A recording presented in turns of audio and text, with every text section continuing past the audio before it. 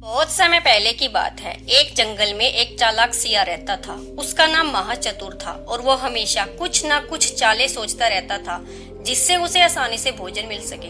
एक दिन वह बहुत भूखा था और भोजन की तलाश में इधर उधर भटक रहा था। काफी समय तक घूमने के बाद भी उसे कोई भी शिकार नहीं मिला। वह थक कर शहर की तरफ चल पड़ा, यह सोचते हुए कि शायद वहाँ कुछ खाने के लिए मिल जाए। जैसे ही वह शहर के पास पहुंचा तो उसे कुत्तों का एक झुंड नजर आया। कुत्तों ने सियार को देखकर भौंकना शुरू कर दिया और उस पर हमला कर दिया। सियार बहुत डर गया और अपनी जान बचाने के लिए भागने लगा। भागते भागते वह एक धोबी के घर के पास पहुंचा, जहां बड़े बड़े रंगों से भरे डिब्बे रखे थे।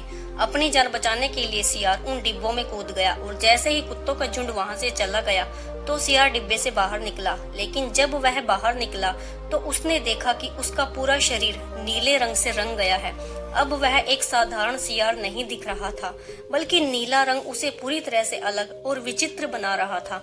उसे लगा कि नीले रंग का उपयोग करके वह जंगल के जानवरों को मूर्ख बना सकता है। सियार ने जंगल में लौटते ही एक योजना बनाई। वो सीधा जंगल के राजा के पास पहुंचा और जोर से चिल्लाया, मैं भगवान का दूत हूँ और भगवान ने मुझे इस जंगल का राजा बनाकर भेजा है। तुम सब मुझे पूज्य मानो और मेरे आदेश का पालन करो। सियार के नीले रंग को देखकर सभी जानवर हैरान रह गए। किसी ने भी ऐसा अजीब प्राणी नहीं देखा था। शेर, हाथी, बाघ, अन्य सभी जानवर उसकी बातों पर विश्वास करने लगे और उन्होंने सियार को अपना राजा बना लिया और उसका सम्मान करना शुरू कर दिया। अब सियार जंगल का राजा बन चुका था और सारे जानवर उसके लिए भोजन लाते थे और अब वह राजा बनकर ऐशो आराम की जिंदगी जी रहा था। वह हर रोज नए नए आदेश देता और जानवरों से अपनी सेवा करवाता।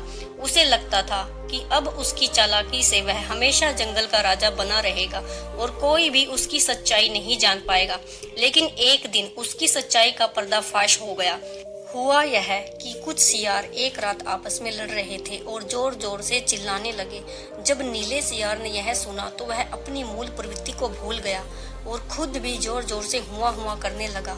जैसे ही बाकी जानवरों ने उसे सियार की तरह करते देखा तो वो समझ गए कि वह भगवान का कोई दूत नहीं बल्कि एक साधारण सियार ही है।